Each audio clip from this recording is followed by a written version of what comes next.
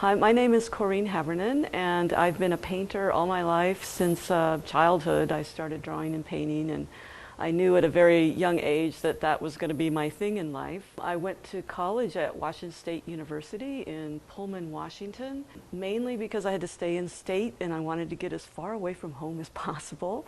But it turned out it was a wonderful environment for studying art. There were some really great teachers there that still, I think, have affected me to this day.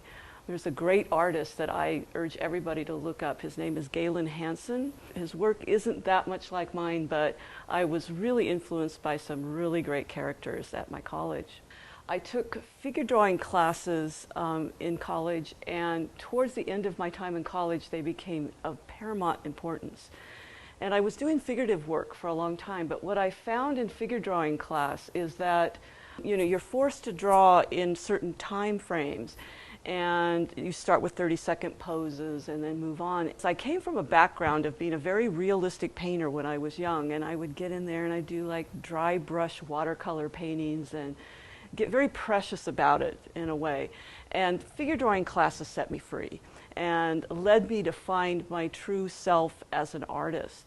The other thing I discovered was that line work was my strength, and so I started very focusing on painting, starting from line work, and then I also started reacting to the world, especially nature, the lines in nature, and so I became drawn to bare trees, burnt trees. People wonder, these are dead things, but I find them very living and very much exposing sort of the armature of the tree, the backbone of nature. And so I find it all extremely exciting.